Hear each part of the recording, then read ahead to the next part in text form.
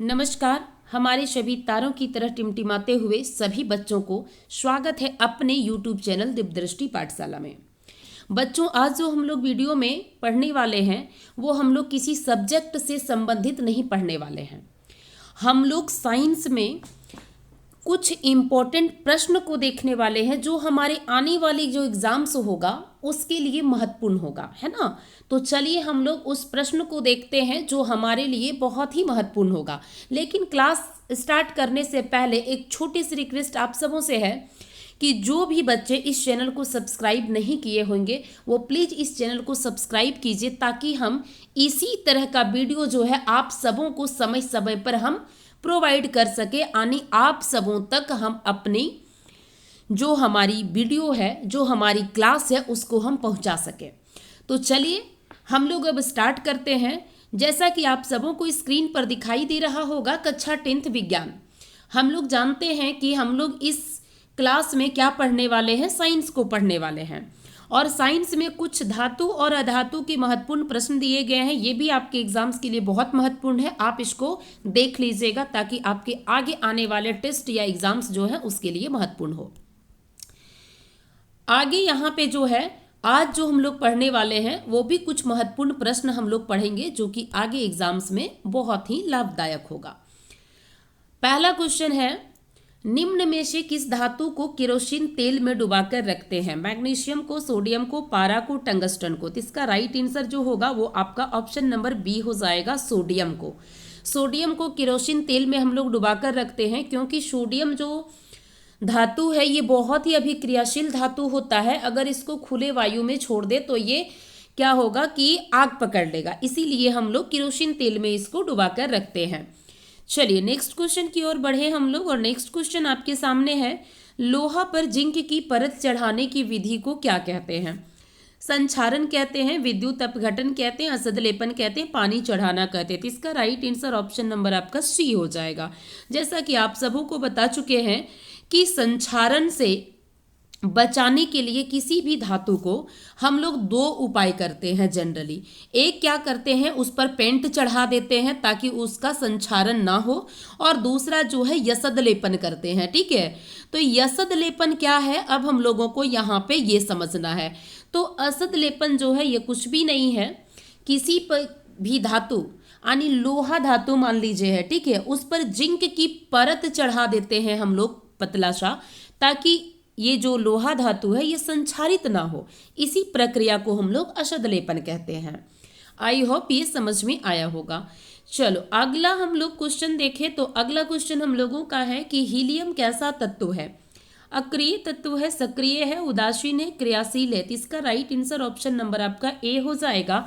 Helium जो होता है वो अक्रिय तत्व होता है जो कि पीरियोडिक टेबल यानी आवर्त सारणी में सबसे किनारे पर, दाएं साइड जो है सबसे किनारे पर ये आपको स्थित दिखेगा, है ना। चलिए नेक्स्ट क्वेश्चन की ओर बढ़े हम लोग, और नेक्स्ट क्वेश्चन हमारे सामने है, इनमें से समजात अंगों का एक उदाहरण कौन सा है? हमारा हाथ और एक कुत्ते का अगला पैर, हमारा दांत तथा हाथी का दांत, आलू और घास का ऊपरी भूस्तरी, उपरोक्त सभी। इसका राइट आंसर जो होगा ऑप्शन नंबर आपका ए हो जाएगा। ठीक है, क्या होगा इसका आंसर? तो इसका आंसर हो जाएगा हमारा हाथ और कुत्ते का अगला पैर। देखिए अब यहां से बात आता है कि समजात अंग क्या है। तो यहां पे समजात अंग की अगर हम लोग बात करें तो समजात अंग जो होता है ना वो संरचना में एक समान होता है। ठीक है, ध्यान दीजिएगा कि संरचना जो इसकी होती है ना वो समान होती है, ठीक है, लेकिन काम जो होता है वो अलग अलग होता है, और उसी को हम लोग क्या कहते हैं? समजात अंग कहते हैं। अब यहाँ पे देखो कह रहा है कि हमारा हाथ और कुत्ते का अगला पैर। तो देखो हमारा हाथ यानी कोई मनुष्य है उसका जो हाथ है, ठीक है, और जो एक कुत्ता का अगला पैर होता है, ये दोनों जो है ना ये संरचना में कैसा होता है? समान होता है, लेकिन काम क्या होता है? दोनों का काम जो होता है वो अलग अलग होता है। ठीक है, तो समजात अंग वैसे अंग को कहा जाता है जो संरचना में एक समान दिखाई दे लेकिन कार्य अलग अलग करते हो। ठीक है, तो इसका राइट आंसर ऑप्शन नंबर आपका ए हो जाएगा। अगला क्वेश्चन हमारे सामने है, और अगला क्वेश्चन क्या है देखिए किसी दर्पण से आप चाहे कितनी ही दूरी पर खड़े हो, आपकी प्रतिबिंब सदैव सीधा प्रतीत होता है, संभवतः दर्पण है। केवल समतल, केवल उत्तल, केवल अवतल, या तो समतल या तो उत्तल। देखिए यहां पे कह रहा है कि कोई दर्पण है, मान लीजिए, ठीक है, मान लेते हैं कि कोई भी दर्पण है, ठीक है। अब यहां पे कह रहा है कि आप इस दर्पण से कितनों ही दूरी पर खड़े हो, मान लो यहां खड़े हो, यहां खड़े हो, मतलब कितनों ही दूरी पर आप खड़े हो, लेकिन आपकी जो प्रतिबिंब बनेगी वो हमेशा क्या बनेगी, वो सीधा बनेगी, ठीक है। तो वो दर्पण कौन सा होगा? तो इसका राइट आंसर जो होगा वो आपका ऑप्शन नंबर डी हो जाएगा। या तो वो समतल दर्पण होगा या तो वो उत्तल दर्पण होगा, क्योंकि उत्तल दर्पण में ही सीधा दर्पण आपको प्रतीत होगा, या तो फिर समतल दर्पण में, ठीक है। तो इसका राइट आंसर ऑप्शन नंबर आपका डी हो जाएगा। चलिए नेक्स्ट क्वेश्चन की ओर बढ़े हम लोग, और नेक्स्ट क्वेश्चन हमारे सामने है, निम्न में से कौन सा एक आयनिक यौगिक है? आपके सामने जो है ऑप्शन CH4 है, CO2 है, CaCl2 है, NH3 है। तो इसका राइट आंसर जो हो जाएगा वो क्या हो जाएगा? ऑप्शन नंबर आपका सी हो जाएगा, ठीक है, CaCl2। आयनिक यौगिक क्या है ये आप लोगों को बता चुके हैं बहुत अच्छे तरीके से, इसीलिए यहाँ पे हम नहीं बताएंगे। चलिए नेक्स्ट क्वेश्चन की ओर बढ़ते हैं हम लोग, और नेक्स्ट क्वेश्चन है, इनमें से कौन ठंडे जल के साथ तेजी से अभिक्रिया करती है? Carbon, sodium, magnesium, sulphur. कह रहा है कि ये जो 4 नीचे में आपके ऑप्शन दिए गए हैं वो ठंडे जल के साथ कौन सा है जो बहुत तेजी से अभिक्रिया करता है, ठीक है। आपके सामने ऑप्शन है कार्बन, सोडियम, मैग्नीशियम, सल्फर। तो इसका राइट आंसर जो हो जाएगा वो क्या हो जाएगा? सोडियम हो जाएगा। इसी कारण है कि सोडियम को हम लोग किरोसिन तेल के अंदर डुबा कर रखते हैं, है ना। नेक्स्ट आपके सामने है, और नेक्स्ट क्या है कि वह कौन सा अधातु है जो विद्युत का सुचालक है? ग्रेफाइट, प्लास्टिक, लकड़ी, हीरा। तो इसका राइट आंसर ऑप्शन नंबर आपका ए हो जाएगा, क्योंकि जो भी धातु होता है, ठीक है, मोस्टली धातु जो होता है ये विद्युत का सुचालक होता है, ठीक है। और मोस्टली अधातु जो होता है ना वो क्या होता है कि विद्युत का ये कुचालक होता है। लेकिन वही यहाँ पे पूछ रहा है कि कौन सा ऐसा धातु है जो विद्युत का सुचालक होता है। तो इसका राइट आंसर जो हो जाएगा ये ऑप्शन नंबर आपका ए हो जाएगा, ग्रेफाइट। अब यहाँ से भी एक क्वेश्चन आपसे पूछा जा सकता है, ग्रेफाइट का उपयोग कहाँ पे होता है, ठीक है। तो ग्रेफाइट का उपयोग आप सभी अगर देखेंगे पढ़ने लिखने वाले बच्चे, तो कहाँ पे इसका प्रयोग होता है? तो पेंसिल का जो नोब होता है ना उसमें ग्रेफाइट का प्रयोग होता है। चलिए नेक्स्ट क्वेश्चन की ओर बढ़े हम लोग, और नेक्स्ट क्वेश्चन है, एक विलयन लाल लिटमस को नीला कर देता है, इसका पीएच मान संभवतः क्या होगा? 2 होगा, 4 होगा, 5 होगा, 10 होगा। तो यहाँ पे ध्यान दीजिएगा कि आपको हम क्या बताए थे कि सोरेनसन साहब जो है एक स्केल प्रदर्शित करते हैं, यानी एक स्केल बनाते हैं जिसमें से उस स्केल को वो 3 भाग में विभाजित करते हैं। अगर कहता है कि 7 है तो उदासीन है ना, और 7 से अगर अधिक है यानी प्लस है तो वो क्षार होगा, और 7 से अगर कम है तो ये क्या हो जाएगा? अम्ल हो जाएगा, ठीक है। अब यहाँ पे देखिए इस स्केल से हम लोग आगे बढ़ते हैं। कह रहा है कि एक विलयन लाल लिटमस को नीला कर देगा। अब आप सबों को क्या बताए थे कि लाल लिटमस जो है वो अगर नीला हो जाता है तो ये क्या होगा? ये क्षार होगा। अब यहाँ पे जब क्षार होगा तो हम जानते हैं कि इसका 7 से प्लस होगा। आपके ऑप्शन में 7 से प्लस कौन सा है देख लीजिए। तो इसका राइट आंसर क्या हो जाएगा? ऑप्शन नंबर डी हो जाएगा, 10। क्योंकि ये जो है ना लाल लिटमस को नीला कर दे रहा है, मतलब ये सबसे पहले क्षार है। अब क्षार का पीएच मान क्या होगा? तो 7 से अधिक होगा, मतलब 10 इसका आंसर होगा, है ना। चलिए नेक्स्ट अगर हम लोग आगे बढ़े तो नेक्स्ट क्वेश्चन है, पीतल किसका उदाहरण है? धातु का, अधातु का, उपधातु का, मिश्र धातु। किसका राइट आंसर हो जाएगा? ऑप्शन नंबर डी, मिश्र धातु का। आपको बता चुके हैं ये सब सारे क्वेश्चन, लेकिन बस हम थोड़ा सा रिकॉल आप लोगों को करवा दे रहे हैं। अब कहता है कि मिश्र धातु है, तो मिश्र धातु क्या होता है? मिश्र धातु जो है वो एक प्रकार का मिश्रण होता है, ठीक है। कैसा मिश्रण? तो मिश्रण जो है दो प्रकार का होता है, समांगी मिश्रण और विषमांगी मिश्रण, ठीक है। तो यहाँ पे ये जो होगा मिश्र धातु जो होता है ये एक प्रकार का समांगी मिश्रण होता है। चलो नेक्स्ट क्वेश्चन की ओर बढ़े हम लोग, और नेक्स्ट क्वेश्चन है, पादपों में जाइलम उत्तक उत्तरदायी होता है जल वहन करने में, भोजन वहन करने में, अमीनो अम्ल का वहन, ऑक्सीजन का वहन। तो यहाँ पे देखना कि ये जो है ये पौधा है, ठीक है, ये पौधा का जड़ वाला भाग है। अब पौधा का जड़ वाला भाग है तो जल जो जाएगा वो पौधा कहाँ से लेता है? जड़ से वो लेता है। अब जड़ से जो जल जा रहा है वो पौधा के पूरे भाग में जो है वो डिस्ट्रीब्यूट होगा, ठीक है, यानी पहुंचाने का काम करेगा। तो पहुंचाने का जो काम करेगा वो एक प्रकार का कोई उत्तक होता है जो पूरे पौधे में भोजन और जल को पहुंचाने का काम करता है। तो यहाँ पे अगर जल पहुंचाने का काम करेगा तो उस उत्तक का नाम है जाइलम उत्तक, ठीक है। क्या है? जाइलम उत्तक।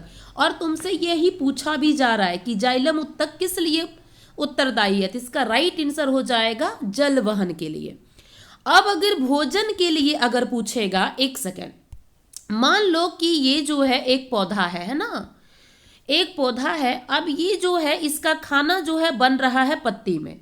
अब पत्ती से पूरे पौधे के भाग में पहुंचाने का काम करेगा, तो यहाँ पे भी एक उत्तक जिम्मेदार होगा, और उस उत्तक का नाम क्या है? तो उस उत्तक का नाम है फ्लोएम, ठीक है। तो जो भी पूछे उसको ध्यान रखना है। भोजन का अगर वहन करने का काम करता है तो वो फ्लोएम उत्तक है, और जल का वहन करने का काम करता है तो वो जाइलम उत्तक है। ट्रिक से याद रखना, ज से जल और ज से जाइलम, बाकी भोजन के लिए जो है ना फ्लोएम हो जाएगा, ठीक है। इसको भी ऐसे करके बैठा लो। भोजन का इंग्लिश क्या होता है? फूड होता है। तो एफ से फूड और एफ से फ्लोएम, ठीक है। चलो नेक्स्ट क्वेश्चन की ओर बढ़े हम लोग, और नेक्स्ट क्वेश्चन है, मानव नेत्र जिस भाग पर किसी वस्तु का प्रतिबिंब बनाती है वह क्या है? कॉर्निया है, परितारिका है, पुतली है, या फिर दृष्टि पटल है? तो इसका राइट आंसर जो होगा ऑप्शन नंबर आपका डी हो जाएगा।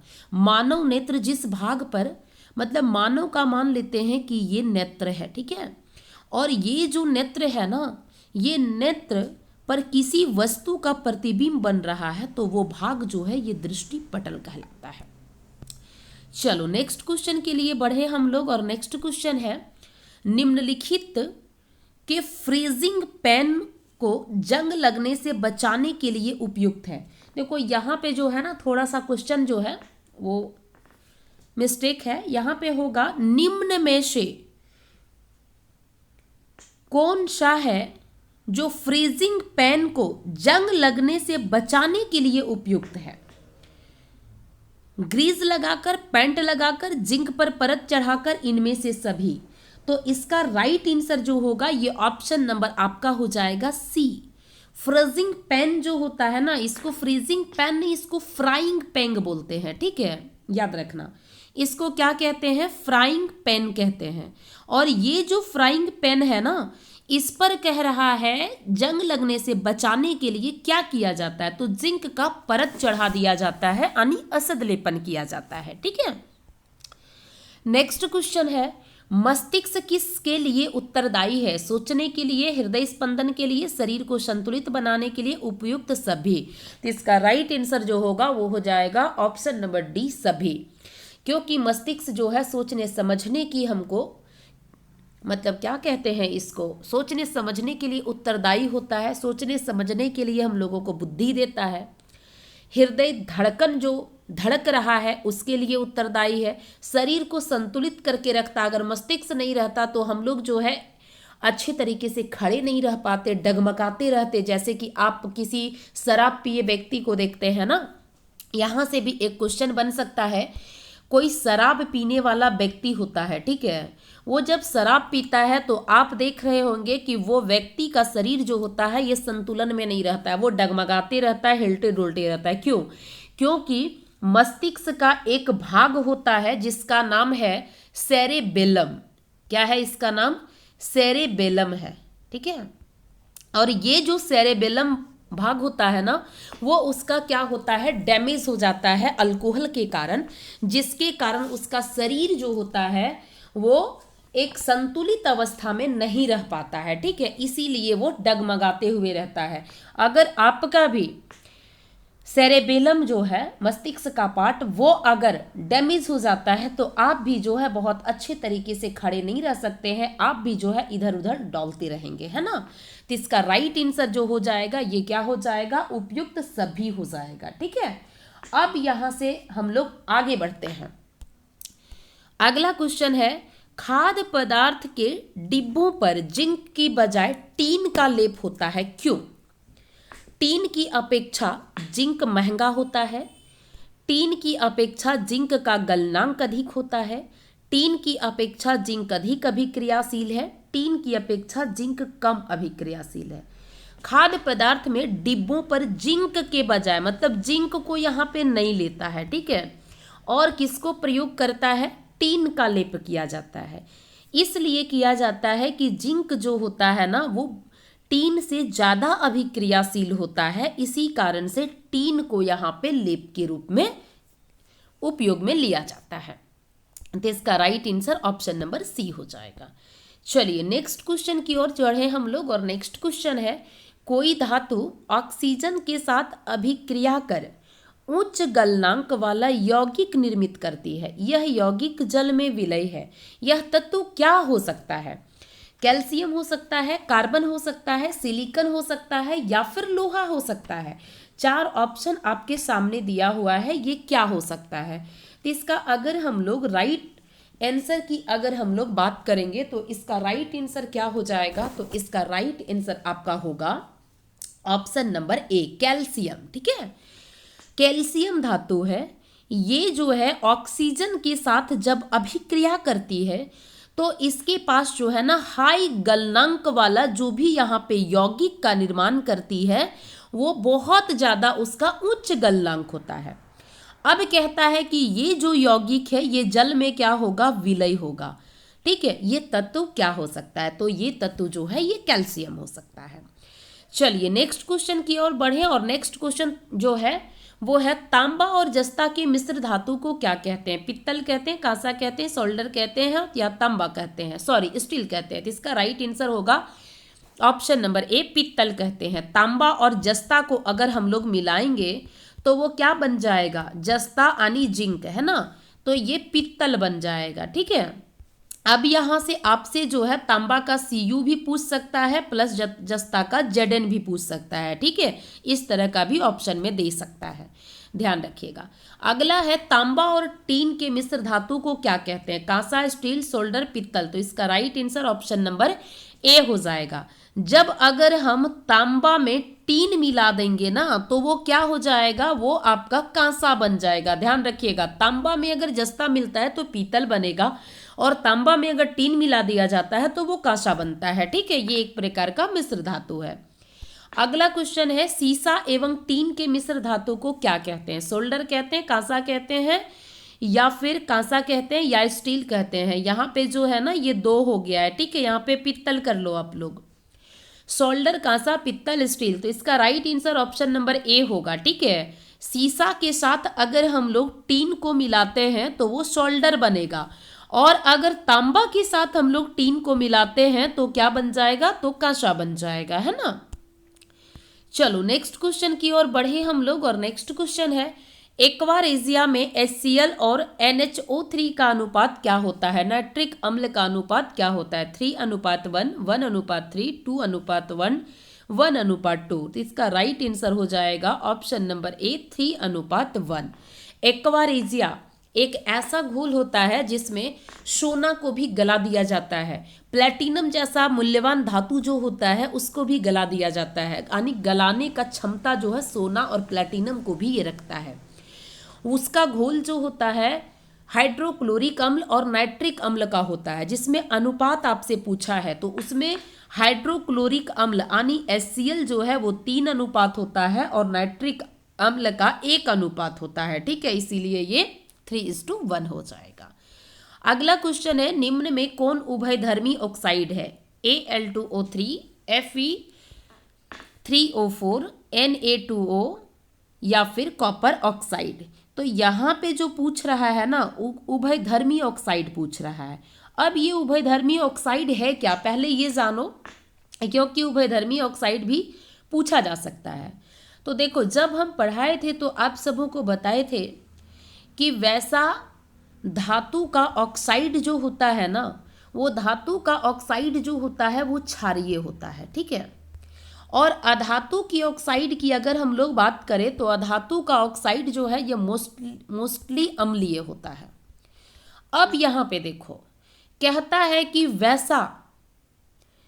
वैसा धातु या अधातु जिसका अम्लीय और क्षारीय दोनों तरह से अगर वो व्यवहार कर रहा है, या तो उसका ऑक्साइड जो है अम्लीय और क्षारीय दोनों होता है, तो उसको हम लोग उभयधर्मी ऑक्साइड कहते हैं। और इसका राइट आंसर आपका ऑप्शन नंबर ए हो जाएगा। यानी वैसा ऑक्साइड, वैसा यौगिक जिसका ऑक्साइड जो है क्या होगा, क्षारीय और अम्लीय दोनों होगा, उसको हम लोग उभयधर्मी कहते हैं। चलो नेक्स्ट क्वेश्चन की ओर चले हम लोग। और नेक्स्ट क्वेश्चन है, पारद का एक प्रमुख अयस्क है, cinnabar, copper glance, hematite, galena. तो इसका राइट आंसर हो जाएगा सिनेबार, ठीक है। थोड़ा सा वीडियो को हम फास्ट में ले जा रहे हैं क्योंकि सब पढ़ा हुआ है ना। सिनेबार किसका अयस्क है, तो पारा का भी हम लोग देख चुके हैं। पारा का इंग्लिश में मरकरी भी बोला जाता है, याद रखना, ये भी नाम से दे सकता है। चलो अब नेक्स्ट क्वेश्चन जो है हम लोग देखने का प्रयास करते हैं। नेक्स्ट क्वेश्चन है, पादप हार्मोन क्या है, किन्हीं 3 पादप हार्मोन के नाम लिखें। आंसर आपके सामने है, वैसी जटिल रासायनिक पदार्थ जिसका संश्लेषण पौधे के विभिन्न भागों में होता है, जो अपना संश्लेषण क्षेत्र से दूर स्थित क्रिया क्षेत्र में विसरण द्वारा पहुंचता है और वृद्धि विकास पर्यावरण के प्रति अनुक्रिया के समन्वय में सहायता करता है, वो पादप हार्मोन कहलाता है। इसको समझने का प्रयास करना थोड़ा अच्छे से, ठीक है। देखो, ये मान लो कि कोई एक पौधा है, ठीक है। ये क्या है, कोई एक पौधा है। अब यहाँ पे क्या हो रहा है वो देखो, कह रहा है कि पादप हार्मोन क्या है। सबसे पहले यहाँ पे समझने का प्रयास करो कि हार्मोन सबसे पहले होता क्या है। तो यहाँ पे जो है ना, समझो कि हार्मोन जो है एक प्रकार का तरल होता है। क्या होता है, एक प्रकार का तरल भाग होता है, यानी लिक्विड पदार्थ होता है।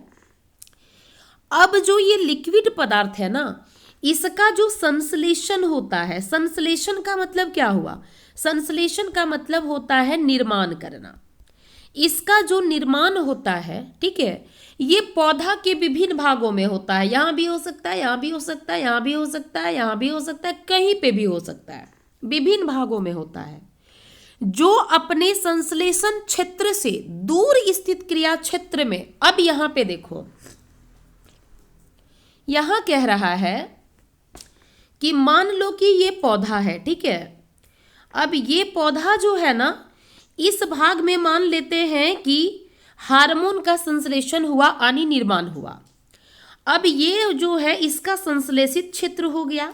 अब ये जो संश्लेषित क्षेत्र है, यहाँ से दूर जो है अलग अलग भागों में ये जो पहुँचेगा, ये सबसे पहले पहुँचने का काम जो करेगा, ये विसरण विधि के द्वारा पहुँचेगा। कौन सी विधि है, विसरण विधि।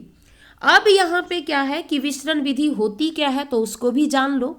कहता है विसरण विधि जो होता है उसमें जो पदार्थों का आदान प्रदान होता है ना, वो उच्च सांद्रता से निम्न सांद्रता की ओर होता है। किधर होता है, जिधर बहुत ज्यादा सांद्रता है उधर से निम्न की ओर होता है।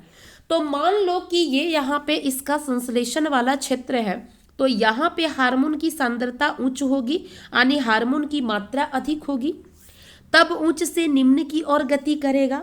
वही कह रहा है यहाँ पे कि हार्मोन जो है वैसा जटिल रासायनिक पदार्थ होता है जिनका संश्लेषण पौधे के विभिन्न भाग में होता है, जो अपने संश्लेषण वाला जो क्षेत्र होता है उससे दूर स्थित क्रिया क्षेत्र में विसरण विधि द्वारा पहुंचता है। अब जब ये विसरण विधि द्वारा ये जब पहुंच गया, अब ये काम क्या करेगा भाई, तो ये काम क्या करता है, पौधे का वृद्धि करता है, पौधे का विकास करता है, ठीक है।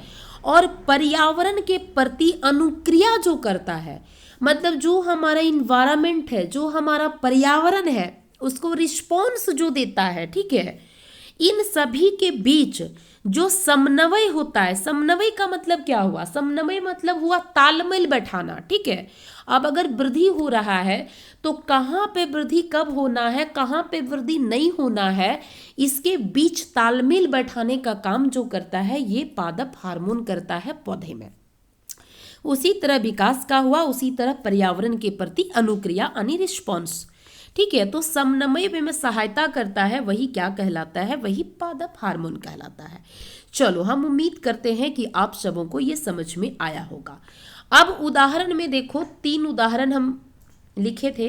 पहला है ऑक्सीन, दूसरा है जिब्रेलिन और तीसरा है साइटोकाइनिन। ये क्या है, ये पादप हार्मोन का नाम है। ये भी आपको अलग से लिखने के लिए दे सकता है, ध्यान रखिएगा। अगला है पादप हार्मोन और जंतु हार्मोन में 2 अंतर लिखें। पादप हार्मोन दिशिक होते हैं, मतलब पादप हार्मोन जो होता है उसमें दिशा होता है, ठीक है, लेकिन जंतु हार्मोन में क्या होता है, दिशा नहीं होता है। सबसे पहला एग्जाम्पल। दूसरा है पादप हार्मोन के लिए अलग से ग्रंथि नहीं होती है, लेकिन जंतु हार्मोन में जो है अंतःस्रावी ग्रंथि होती है, ठीक है। तो 2 एग्जाम्पल आपको देखने को मिला। अगला हम लोग अगर बात करेंगे तो अगला क्वेश्चन है, हार्मोन की किन्हीं 2 विशेषताओं का उल्लेख करें। हार्मोन का 2 विशेषता लिखने आपको बोल रहा है। तो इसका आंसर क्या हो जाएगा, आंसर है कि हार्मोन का स्राव जो होता है वो सीधे रक्त में होता है, और हार्मोन जो होता है ये अंतःस्रावी ग्रंथि में संश्लेषित होते हैं। मतलब हार्मोन जो हमारे शरीर में बह रहा है वो सीधे जो है ना, इसके लिए किसी भी प्रकार की नली की आवश्यकता नहीं होती है। मान लीजिए कि यहाँ पे हार्मोन का संश्लेषण हो रहा है, ये यहाँ से निकलेगा, डायरेक्ट जो है ब्लड में ये जाके मिल जाएगा, और ब्लड में मिलकर ही पूरे शरीर में जो है ये विसरण करेगा, ठीक है। अब कहता है दूसरा क्या विशेषता होगा, तो दूसरी विशेषता है ये अंतःस्रावी ग्रंथि में संश्लेषित होता है। ये क्या है, तो ये अंदर का जो ग्रंथि होता है वहां पे ये स्रवित होता है, यानी ये संश्लेषित होता है, इसका निर्माण होता है। अगला क्वेश्चन है, ऑक्सीजन के साथ संजोग होकर अधातुएं कैसा ऑक्साइड बनाती है। 1000 बार ये बता चुके हैं। ऑक्सीजन के साथ संजोग होने पर अधातु जो है अम्लीय ऑक्साइड बनाती है, जिनका जलीय विलयन नीले लिटमस पत्र को क्या कर देती है, लाल कर देती। क्योंकि अम्ल रहेगा तो नीला लिटमस पत्र को लाल करेगा, और अगर क्षार रहेगा तो लाल लिटमस पत्र को क्या कर देगा, नीला कर देगा। वही यहाँ पे पूछा जा रहा है। अगर यही पे आपसे पूछता कि ऑक्सीजन के साथ संजोग होकर धातु कैसा ऑक्साइड बनाता है, तो यहाँ पे आंसर क्या हो जाता, क्षारीय हो जाता है ना। दोनों को याद रखना है। अगला क्वेश्चन है, नर तथा मादा जनन हार्मोन का नाम और काम लिखें। यानी नर और मादा, ठीक है, उसका जनन हार्मोन जो है उसका नाम क्या है और उसके कार्य क्या है, ये आपसे वो पूछ रहा है। आंसर चलिए देखते हैं। कह रहा है कि नर जनन हार्मोन जो है टेस्टोस्टेरोन है, ठीक है। ये बहुत ही वीवीआई है, इसको ध्यान रखना है कि पुरुषों में जनन हार्मोन के रूप में जो है वो टेस्टोस्टेरोन है, और टेस्टोस्टेरोन का बस एक ही काम होता है, शुक्राणु का निर्माण करना। किस चीज का निर्माण करना, शुक्राणु का निर्माण करना। ये जनन चैप्टर में हम बहुत पढ़ा चुके हैं, अंडाणु शुक्राणु, है ना। चलो आगे हम लोग बढ़ते हैं। मादा जनन हार्मोन, मादा जनन हार्मोन जो है उसका नाम है एस्ट्रोजन एवं प्रोजेस्टेरोन। यहाँ पे जो है ना आपसे पूछ सकता है कि इनमें से कौन सा है जो मादा जनन हार्मोन नहीं है। तो याद रखिएगा, मादा जनन हार्मोन 2 है और नर जनन हार्मोन 1 है। मादा जनन हार्मोन एस्ट्रोजन और प्रोजेस्टेरोन है, और नर जनन हार्मोन जो है वो टेस्टोस्टेरोन है। एस्ट्रोजन का काम क्या है, तो द्वितीय लैंगिक लक्षण का विकास एवं जनन शक्ति का विकास। एक बच्चे को, एक संतान की उत्पत्ति कर सकते हैं, उसके लिए जनन शक्ति जो है आपका स्ट्रोंग हो, मजबूत हो, उसका विकास करता है ये दोनों हार्मोन। और दूसरी बात है द्वितीय लैंगिक लक्षण का विकास होता है। द्वितीय लैंगिक लक्षण का मतलब क्या है, द्वितीय लैंगिक लक्षण का मतलब ये होता है स्तन का उभार आना, या तो फिर आपका लड़कियों में मासिक धर्म का स्राव होना, लड़कों में क्या है कि कुछ कुछ क्षेत्र में या भाग में शरीर के बालों का उगना, ये सब द्वितीय लैंगिक लक्षण होता है। ठीक है, तो ये सब जो है काम है एस्ट्रोजन और प्रोजेस्टेरोन का। अगला क्या है, प्रोजेस्टेरोन का काम भ्रूण के विकास एवं पोषण में सहायक। यहाँ पे दोनों का अलग अलग कर दिया है। ठीक है, एस्ट्रोजन का काम द्वितीय लैंगिक लक्षण का विकास, जनन शक्ति का विकास। प्रोजेस्टेरोन का काम भ्रूण का विकास, जो बच्चा जब माँ के गर्भ में पलता है तो उसका कैसे विकास होगा, उसको कैसे पोषण मिलेगा, ये प्रोजेस्टेरोन हार्मोन का काम है। अगला क्वेश्चन आपके सामने है और अगला क्वेश्चन है, मेरुरज्जु आघात में किन संकेतों को आने में व्यवधान होगा। मेरुरज्जु, ठीक है, देखिए केंद्रीय तंत्रिका तंत्र जो होता है ना, ये जो है दो प्रकार के भाग से मिलकर बना हुआ है। देखिए अब केंद्रीय तंत्रिका तंत्र जो है उसमें मस्तिष्क है, ठीक है, और एक मेरुरज्जु है। यही मेरुरज्जु के बारे में आपसे पूछा जा रहा है। अब मेरुरज्जु आघात मतलब मेरुरज्जु में अगर चोट लग जाता है, वो अगर डैमेज हो जाता है, तो कौन सा संकेत है जो मस्तिष्क के पास आने में जो है बाधा होगा। ठीक है, ये क्वेश्चन आपसे पूछ रहा है। तो कह रहा है आंसर क्या है कि सभी संकेत जो मस्तिष्क से दूर है या मस्तिष्क की ओर मेरुरज्जु से होकर चलते हैं, ये सभी संकेत को आने में बाधा उत्पन्न होगा। दूसरा, प्रतिवर्ती क्रिया जो है ये संपादित नहीं होगी। ठीक है, यानी देखो जब मेरुरज्जु जो है डैमेज हो जाएगा तो क्या क्या संकेत नहीं आएगा। तो सबसे पहला क्या हम लोग देखें कि मस्तिष्क से दूर जो संकेत है या मस्तिष्क की ओर मेरुरज्जु से होकर वो जा रहा है, ये संकेत आने में क्या होगा, व्यवधान उत्पन्न होगा। और दूसरा जो है व्यवधान वो कहाँ उत्पन्न होगा, प्रतिवर्ती क्रिया जो है ये संपादित नहीं होगी। ठीक है, अब यहाँ पे देखो एक चीज और समझो कि प्रतिवर्ती क्रिया जो है ये क्या है। एक प्रतिवर्ती क्रिया और एक प्रतिवर्ती चाप होता है। ठीक है, प्रतिवर्ती क्रिया की अगर हम लोग बात करेंगे तो प्रतिवर्ती क्रिया जो है किसको कहते हैं, तो प्रतिवर्ती क्रिया जो है ना, हम लोग किसी भी उद्दीपन के प्रति मस्तिष्क हस्तक्षेप के बिना अगर अचानक हो तो वो जो है प्रतिवर्ती क्रिया कहलाता है। जैसे फॉर एग्जाम्पल अगर कहता है कि हमारे शरीर में हमारी इच्छा के अनुसार अगर कोई क्रियाएं होती है, हमारे शरीर में किसी भी हमारी इच्छा के अनुसार अगर कोई भी क्रियाएं होगी तो वो प्रतिवर्ती क्रियाएं कहलाती है। अब प्रतिवर्ती क्रियाओं को नियंत्रण कौन करता है, तो ये प्रतिवर्ती क्रियाओं को नियंत्रण करने वाला जो भाग है वो है मेरुरज्जु। इसीलिए कहता है कि मेरुरज्जु अगर आघात हो गया तो प्रतिवर्ती क्रिया संपादित ही नहीं होगी, है ना। जैसे एग्जाम्पल कहते हैं खाना देखकर मुंह में पानी आ जाना, ये क्या है, ये प्रतिवर्ती क्रिया है, क्योंकि हमारी इच्छा से ये हो रहा है ना। सॉरी, हमारी इच्छा से नहीं हो रहा है, हमारी इच्छा के विरुद्ध हो रहा है ये। ठीक है, इच्छा के विरुद्ध हो रहा है, उसको हम लोग प्रतिवर्ती क्रिया कहते हैं। यानी हम लोग का जो है ना इस पर किसी भी प्रकार का इच्छा नहीं है, ये होगा मतलब होगा।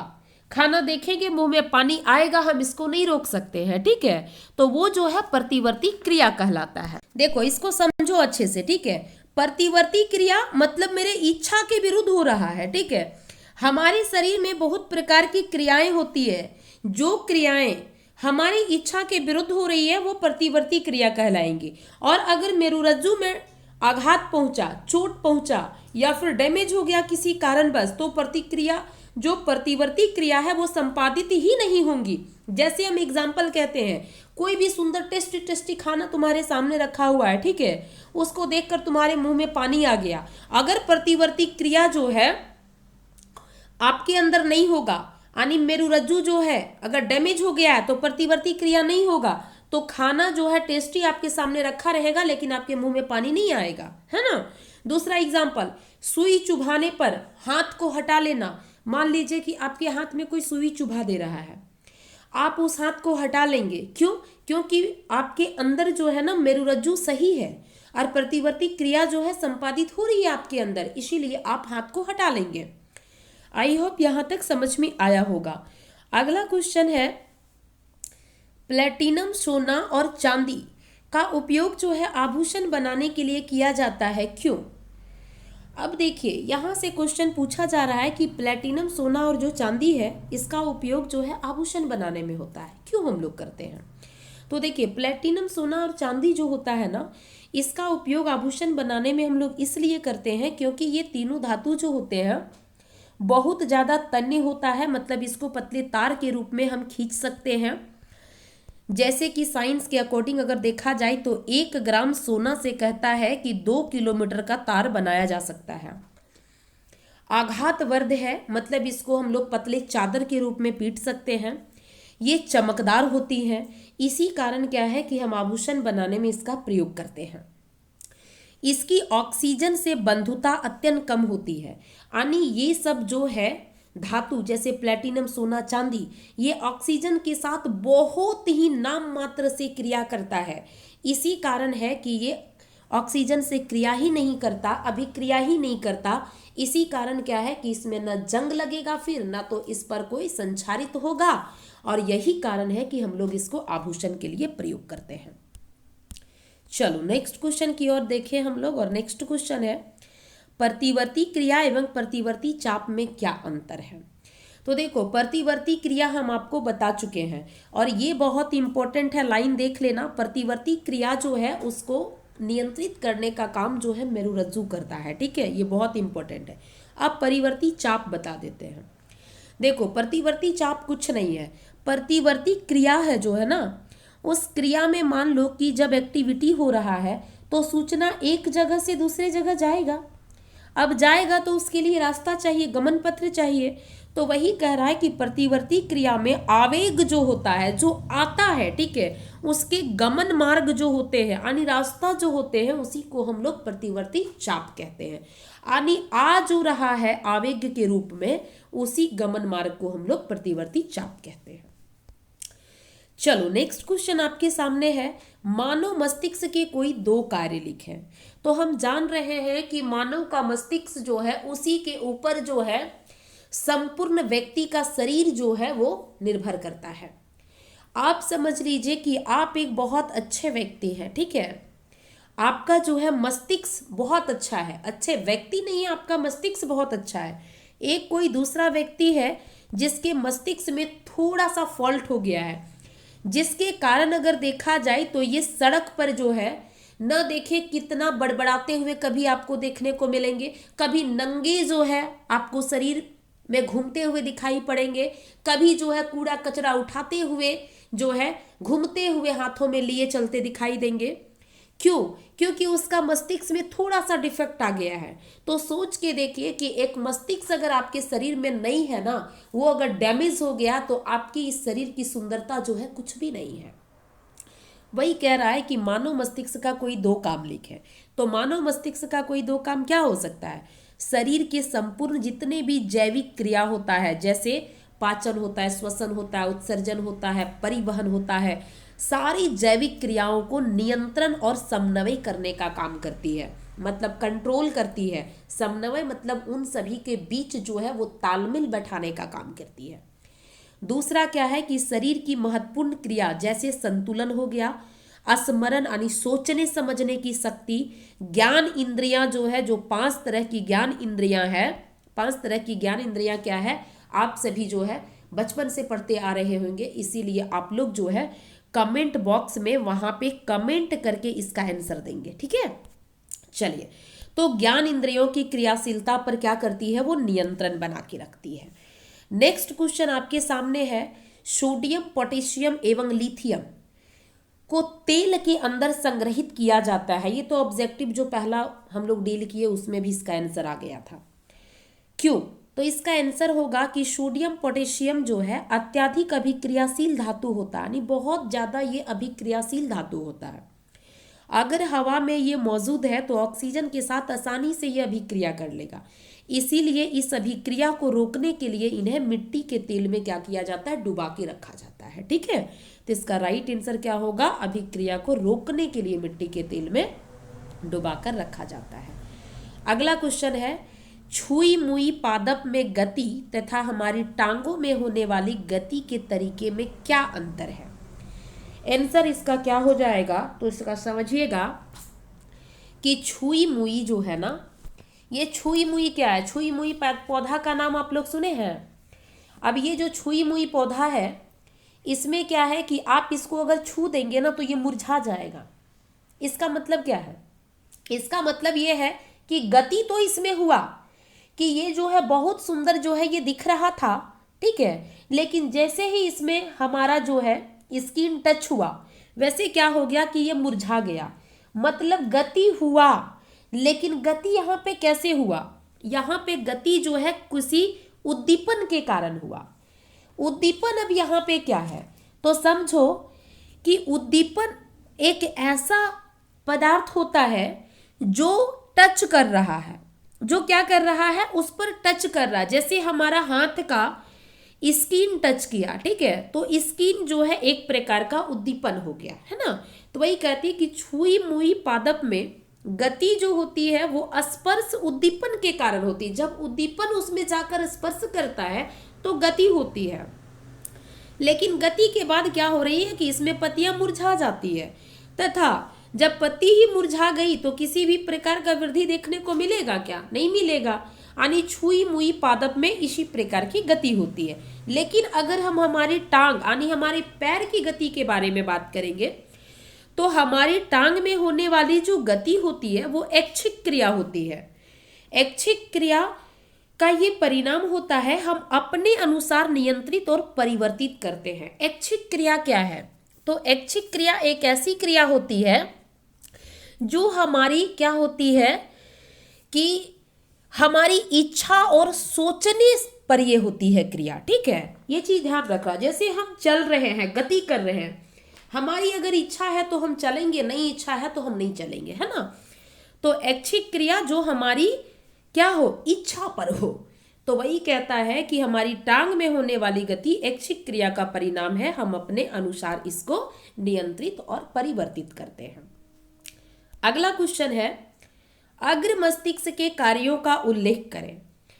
देखो, मस्तिष्क जो होता है ना, ये मस्तिष्क जो है वो 3 भाग में बटा हुआ है। एक आपका आगे का पूरा पोर्शन है, ठीक है, एक आपका आगे का पूरा पोर्शन है, एक बीच का भाग होता है और एक जो है ना पीछे का भाग होता है। आगे वाला अग्र मस्तिष्क कहलाता है, बीच वाला मध्य मस्तिष्क कहलाता है और पीछे वाला जो है पश्च मस्तिष्क कहलाता है। तो यहां पे आपसे अग्र मस्तिष्क का काम पूछा है, चलिए देख लेते हैं। कह रहा है कि अग्र मस्तिष्क जो है में संवेदी अंगों से सूचनाएं प्राप्त की जाती है और आवेगों को कार्यकारी अंगों तक भेजा जाता है। यानी अग्र मस्तिष्क जो होता है वो संवेदी अंग जो होता है, जो सेंसिटिव अंग, जिसको हम लोग क्या कहते हैं, ज्ञान इंद्रियां कहते हैं, जो 5 है, ठीक है, वही कह रहा है कि ये संवेदी अंग से सूचनाएं प्राप्त करता है। कौन प्राप्त करता है, तो अग्र मस्तिष्क प्राप्त करता है। अब देखो, जो सूचनाएं ये प्राप्त की जाती है और आवेग को, जो सूचना और आवेग जो है जो जाएगा उसको कार्यकारी अंग तक, जहां पे काम करेगा जाकर, ठीक है, सूचना, वहां पे इसको भेजा जाता है। दूसरा काम क्या है, दूसरा काम है उद्दीपन को ग्रहण करना। अनुक्रिया अग्र मस्तिष्क द्वारा ही होता है। यानी उद्दीपन जो है, जो काम कर रहा है उसको ग्रहण करेगा और वो रिस्पॉन्स जो देगा उसका काम जो है कहाँ संपन्न होता है, तो अग्र मस्तिष्क से ही होता है। अगला जो है ये बहुत काम इंपॉर्टेंट है, ध्यान रखना कि अग्र मस्तिष्क के द्वारा जो है ना जटिल मानसिक क्रियाएं संपन्न होती हैं। जैसे किसी भी चीज पर तर्क वितर्क करना, ठीक है, बुद्धि, विचार, प्रतिभा। कोई व्यक्ति जो है बहुत ज्यादा इंटेलिजेंट है, ठीक है, उसके पास बुद्धि बहुत ज्यादा है, उसके पास विचार विमर्श करने की जो बुद्धि है वो बहुत ज्यादा है, उसके पास जो है क्या है, सोचने समझने की बहुत ज्यादा शक्ति है। तो ये जो है ये कौन काम करता है, तो ये अग्र मस्तिष्क के द्वारा होता है। ठीक है, तो आई होप तुम लोग को यहाँ तक समझ में आया होगा। आज का क्लास जो है यहीं पर हम लोग खत्म करते हैं। बहुत बहुत धन्यवाद आप सभी को। लेकिन धन्यवाद करने से पहले ये है कि वीडियो को देखिएगा तो सभी लोग जरूर लाइक कीजिएगा, ताकि दूसरे बच्चे जो है मोटिवेट हो कि हाँ भाई ये वीडियो सच में हमारे लिए बहुत लाभदायक है, ताकि वो देखे उस वीडियो को और हमारा इस जो भी एक गरीब बच्चों तक पहुंचाने का जो लक्ष्य है इस शिक्षा को, वो हमारा पहुंच पाए। चैनल को सब्सक्राइब कीजिए ताकि हम आपको इसी तरह अच्छे अच्छे वीडियो जो है प्रोवाइड करते रहें, क्योंकि आप अगर नहीं करते हैं सब्सक्राइब तो फिर हमको जो है ये अपलोड करने के लिए वीडियो नहीं देता है। इसलिए चैनल को सब्सक्राइब कीजिए। अगर अच्छा लगा तो कमेंट्स जो है जरूर वहां पर कीजिए और दोस्तों के साथ शेयर जरूर कीजिए, ताकि सभी लोग इसका फायदा ले सके। बहुत बहुत धन्यवाद। मिलते हैं अगले क्लास में, तब तक के लिए सभी को बाय बाय, टेक केयर।